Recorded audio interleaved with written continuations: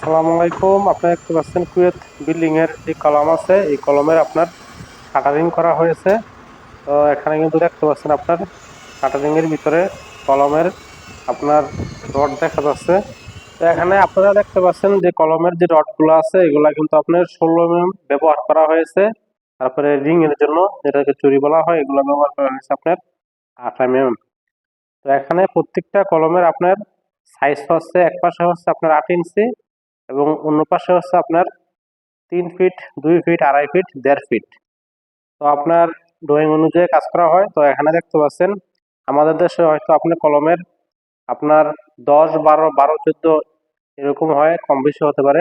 তো এখানে প্রত্যেকটা কলমের সাইজ আপনার এক পাশে শুধু 8 ইঞ্চি হবে, কারণ এখানে আপনার এক পাশে 8 ইঞ্চি দেওয়ার উদ্দেশ্য হলো এখানে যে ব্লকগুলো আছে এগুলো ব্লক হচ্ছে আপনার 7 ইঞ্চি এবং 8 ইঞ্চি, যার জন্য আপনার এক পাশে 8 ইঞ্চি আপনার দেওয়া হয়, আর অন্য পাশে আপনার কম বেশি হতে পারে। অন্য পাশে আপনার বললাম 2 feet, 2.5 feet, 3 feet, 4 feet, 3.5 feet এরকম হতে পারে।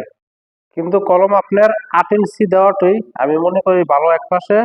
সেই ক্ষেত্রে দেখা যায় যদি আপনি 12, 14 কলম দেন, সেই ক্ষেত্রে কিন্তু আপনার যখন রুম করা হবে, রুমের ভিতরে যখন খাট শোকেস আপনি রাখবেন, রাখার পরে আপনি এগুলো কোনাগুলা বেরিয়ে থাকবে। তো কলম যদি আপনার এক পাশে 8 ইঞ্চি দেন, হয়তো আমাদের দেশে ইটের গাঁথনি হচ্ছে আপনার 5 ইঞ্চি, তো আপনার আস্তরে আরো 1 ইঞ্চি খাবে, তো 6 ইঞ্চি। তো সেক্ষেত্রে আপনার হয়তো 2 ইঞ্চি বেরিয়ে থাকবে।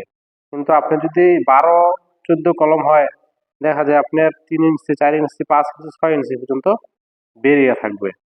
তো এখানে আপনার কুয়েতের মধ্যে যত বিল্ডিং আছে সবগুলা বিল্ডিং এ আপনার কলম এক পাশে শুধু 8 ইঞ্চি রাখা হয়, অন্য পাশে আপনার কম বেশি দেওয়া হয়। ধন্যবাদ ভিডিও দেখার জন্য।